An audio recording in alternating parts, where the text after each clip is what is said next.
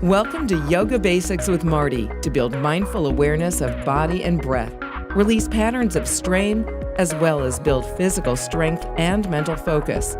A regular practice of yoga will also allow you to feel more energy and ease.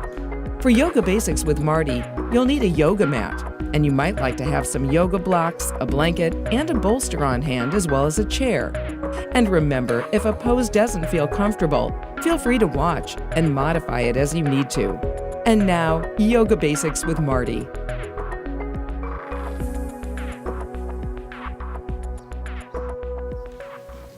Hi, I'm Marti with Vista Yoga, and I'm here with Dunham, one of our instructors.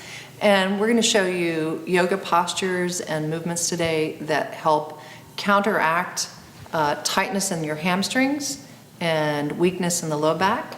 So we're going to be balancing tightness in the back body and weakness in the front body, and then tightness in the front body and weakness in the back body. So finding this balanced effort in the front and the back. So we're going to start with taking the feet wide apart. So if you suffer from back issues, some uncomfortableness in your back, lying down on the floor like this really helps offload stresses along the spine.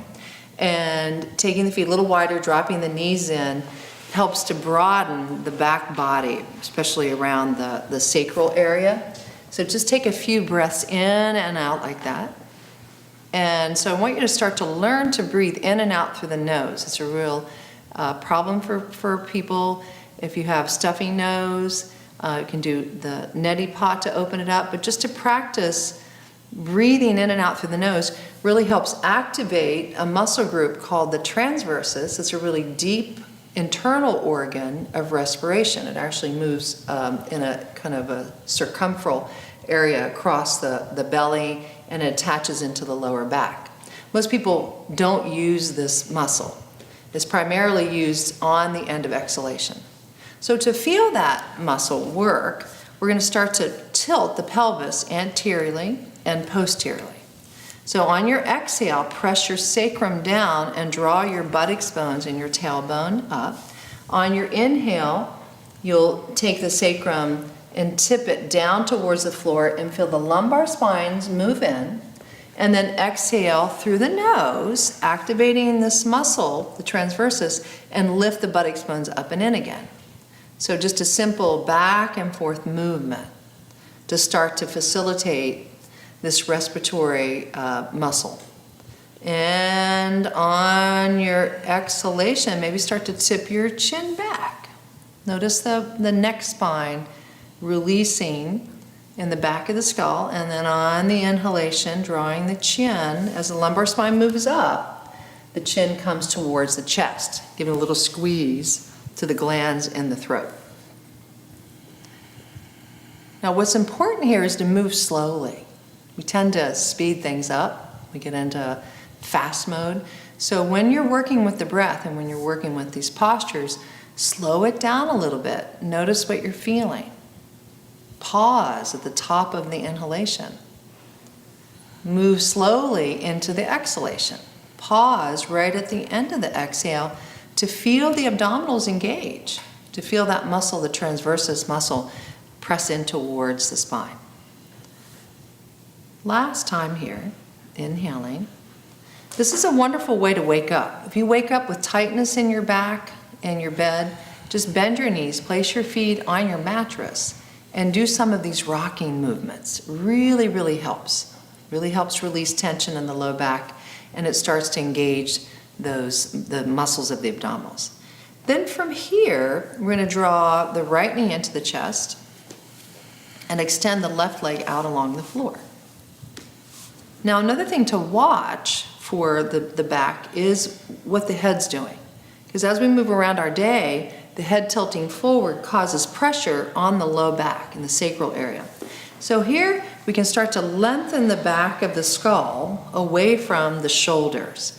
And at the same time, use that same breath awareness, inhaling through the nose and exhaling and engaging the core. The down leg is helping by sinking the thigh bone down, so dropping that femur bone, and pushing out through the heel and flexing the toes. Flexing the toes helps activate the arch of the feet, which also helps as we walk around during the day to breathe more efficiently. And then switching over to the second side. Now this in itself is a little kind of kriya, or breath and movement that you can practice in the morning.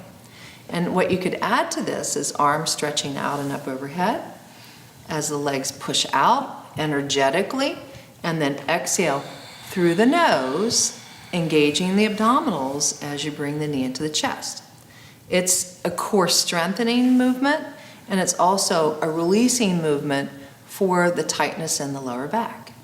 It brings mobility into the hips, into the front of the hip, as well as the gluteals in the back of the hip and the upper hamstring attachments. You can do one more on each side because it feels so yummy. A great way to wake up in the morning is to maybe just get out of bed, do some of these movements before you get into your day. And after you finish that second side, the next time you'll draw both knees into your chest again, and then just give a little gentle rock back and forth, massaging across the sacral area, across the back of the pelvis and the lower back.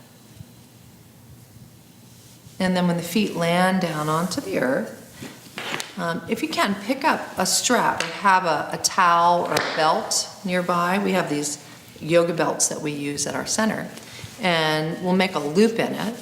So if you have a belt or a strap or a tie or even a towel, then you can pick up your right foot, place the strap around the pad of the foot into the arch, and then hold on to it with your hand. Now I'm going to shorten the loop for Caroline.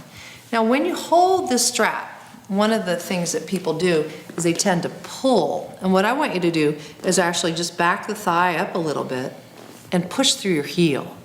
You notice this inner heel and the surface of the heel, spread it, spread the toes. And with your arm, just let the arm relax and maybe even rotate it out slightly and bring the shoulder blade onto the back. That way you're not over-efforting or causing strain in the neck.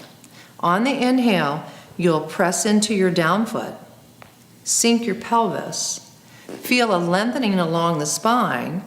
As you exhale, consciously breathe out through your nose and engage that transversus muscle again, engage your abdominals. Then, with a blanket roll or with a block, we use blocks here, we're going to put this on the outer hip, right to the base of the hip. Caroline's going to externally rotate her leg.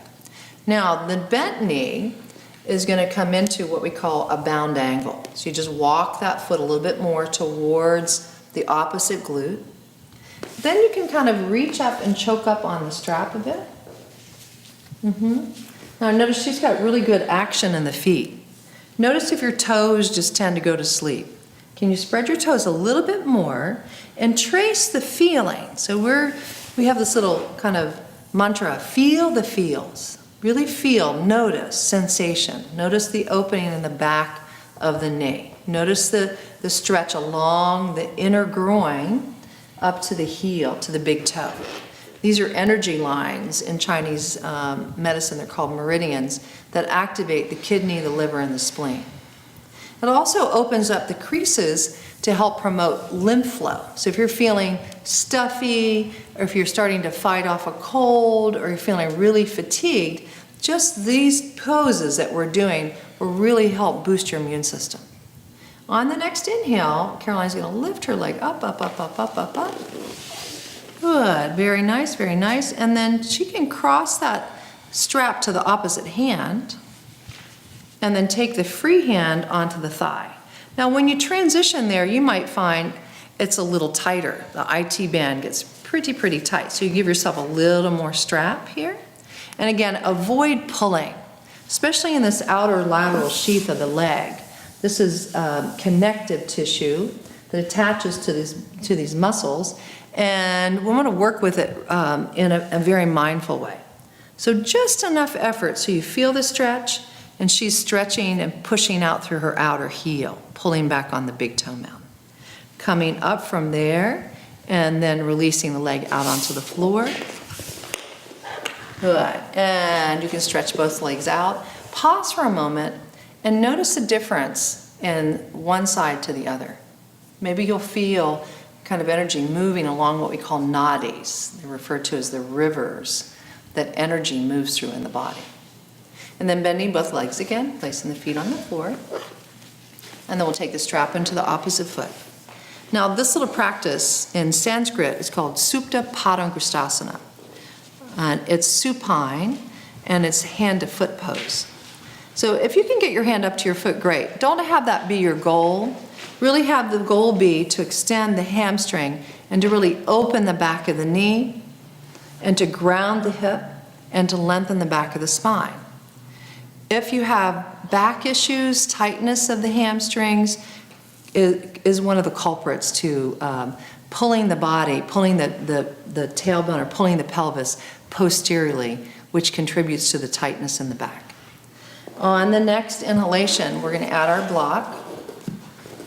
So this is the second movement. It's a little series of 3 that we're doing. And when that leg externally rotates, then we'll choke up on the strap. And as she's inhaling, she's again stretching along the inner heel, opening up the back of the knee, opening up the hip, activating the pose from the foot.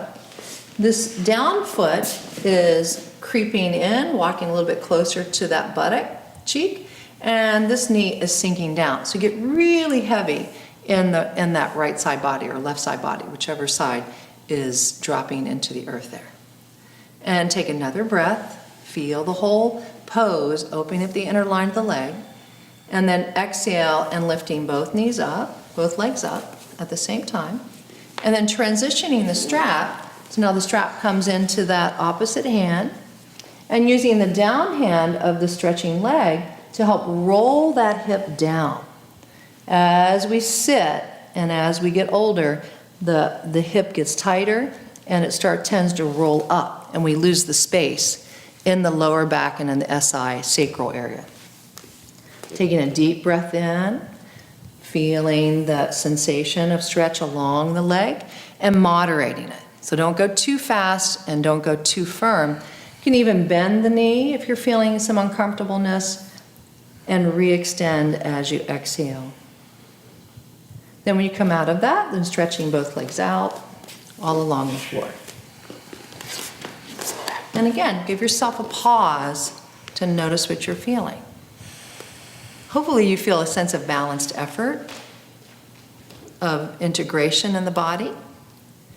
And then from here, bend both knees and roll up.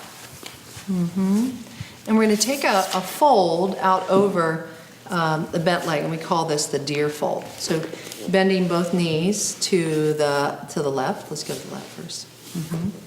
And then lining up your torso with your thigh, and then just taking a forward fold. As your head comes down, you can see Caroline's working with her inside arm, and then the outside arm is extending. You can also rest an arm underneath your forehead. You put a block there or a pillow.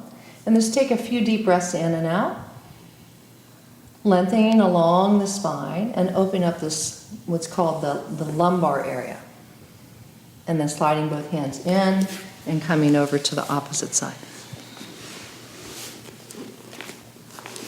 And as you're rotating your pelvis, and then find that navel to thigh alignment. And so this is a simple forward fold. But if you're experiencing a lot of discomfort in your low back, it's a wonderful way to release that tightness in the hip, in the groin, as well as the lumbar area. Take one more breath there. And then on your exhale, slide that back leg in, coming into what we call the all fours posture, walking the knees underneath the pelvis so that they line up with your hip points, and then walking the hands under the shoulders. And then doing some tipping back and forth. So she's going to tip into our cat-cow movement, which is a spinal undulation, drawing the tailbone down, lifting the abdominals up and again, using our transversus muscle.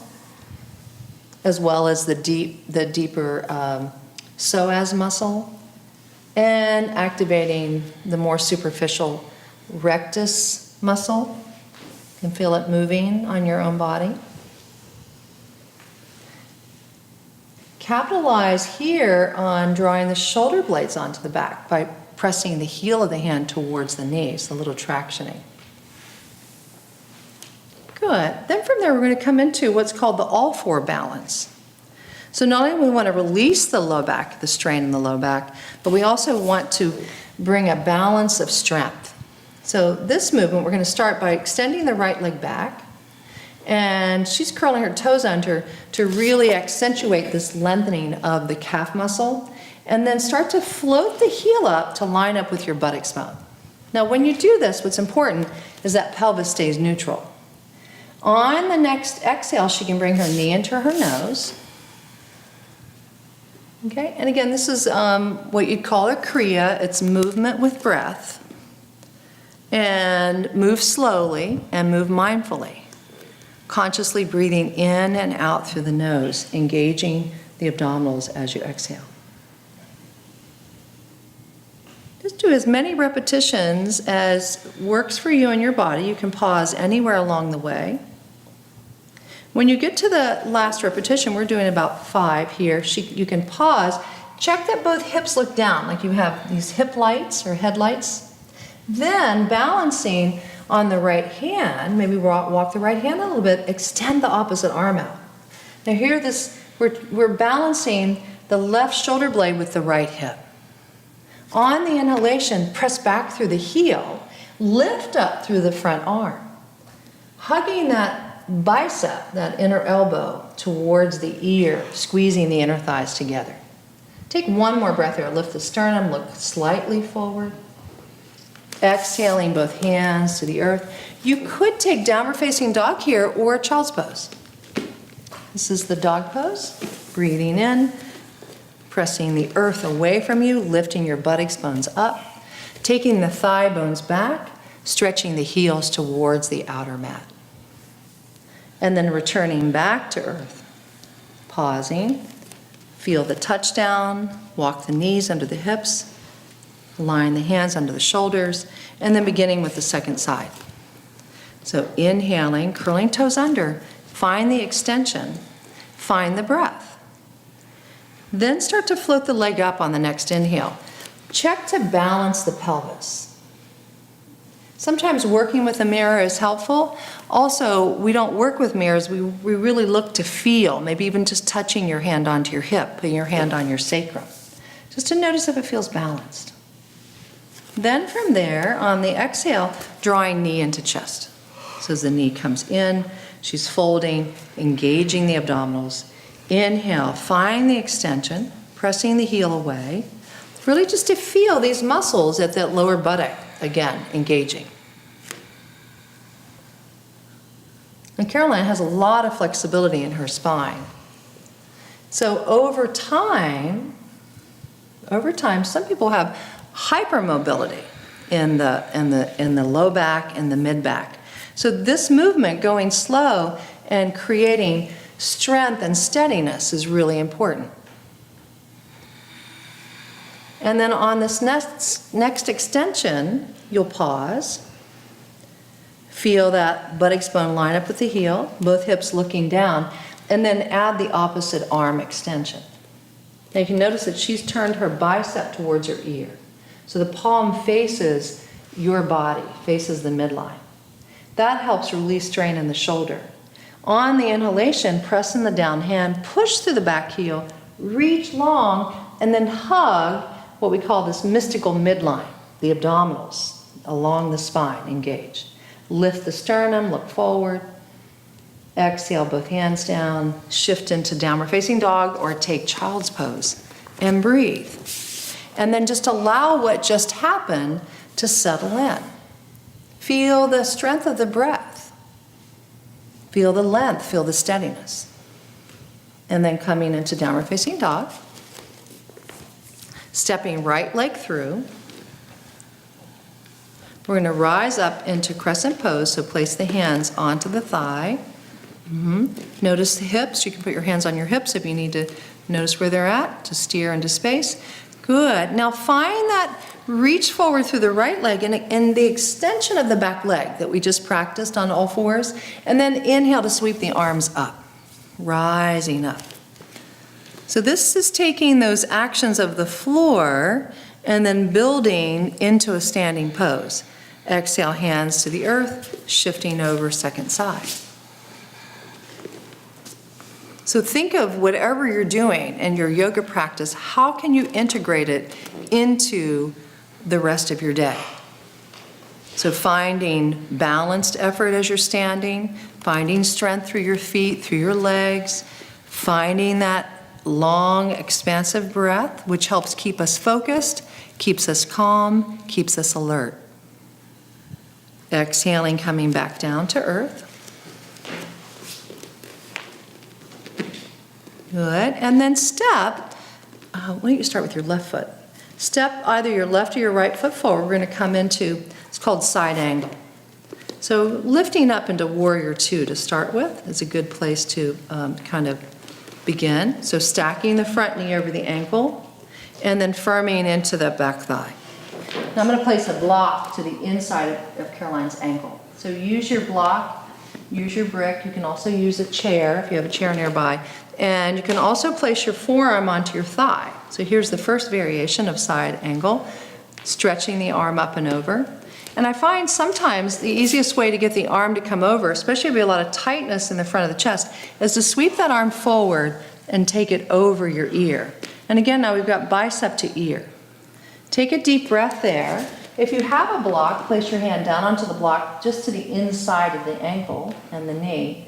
And use this elbow to help encourage the knee to open. Inhaling, stretching along the sideways to open up the obliques. Rising up. And then coming over and switching over second side. Now you could just parallel your feet. If you want to come into the downward facing dog and step into it that way, you can. Or you could just turn as Caroline did. Rising up into warrior two. And warrior two gives us the stance of this side angle.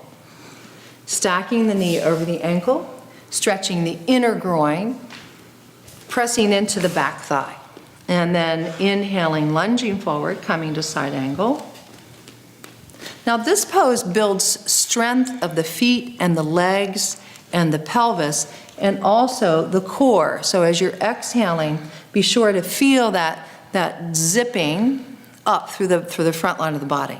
Using that breath in through the nose, out through the nose. Ujjayi, it's referred to. Good. Take one more breath there, pressing into feet, nudging that knee open, drawing the tailbone down. Inhale, rising up. And then we're going to take a big forward fold. As you parallel your feet, walking the toes in, mindful to turn the toes, turn the heel outward slightly and to feel the outer heel dig into the floor.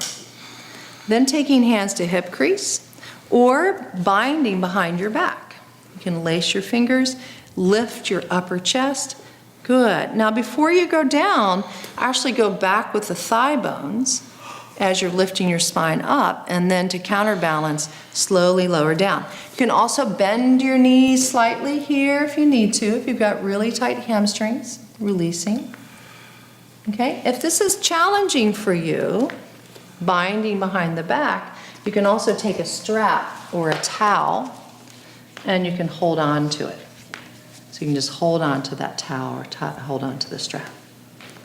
And then releasing the hands down to the earth. Pause. Walk the fingertips forward underneath your chest and lift up halfway. Lift up halfway and really ground through your feet. So feel now this balanced effort. So we do asymmetrical poses, come back to what we call a balancing pose, a symmetrical pose. And then I'm going to have Caroline walk to the right. We're going to come into another asymmetrical pose. It's a wonderful pose for the hamstring of the front leg and the calf of the back leg. And it's called Parsvottanasana. Some people call it pyramid pose. Putting blocks on either side to help lengthen the spine. Okay, and again, now we want to check, are the hips parallel? You work the back foot, so maybe bring the back foot in a little bit for some of us, and turn the toes a little more neutral. Will help you be able to guide this outer hip forward. Take an inhale, lifting up halfway. If you feel any pain in the back of the knee, bend it slightly. Be mindful not to lock the knee out. Really important to push into the heel, lift the kneecap up, and then exhale and fold, releasing strain in the back of the neck. Good. Take another breath here. And then lift up halfway again, and then just step forward with the opposite foot, and then step back. Good. Again, squaring the hips, working with the feet, lifting halfway, inhale, and exhale and fold. Good. Take another deep breath in and out. So staying in these poses, again, if you have one side tighter than the other, then once you know the pose that works for you, stay there longer. We're going to transition into child's pose. Taking a pause, breathing in and out, and then moving on to the back body. Slowly coming back down onto the earth. We're going to end with just a gentle twist. Stretching the left leg out, taking the right leg across the body, breathing into this whole side body, taking the lumbar spine in, and bringing your gaze away from that knee. Coming into the second side, coming up and stretching out. And again, stay there as long as you have time for and as your body needs.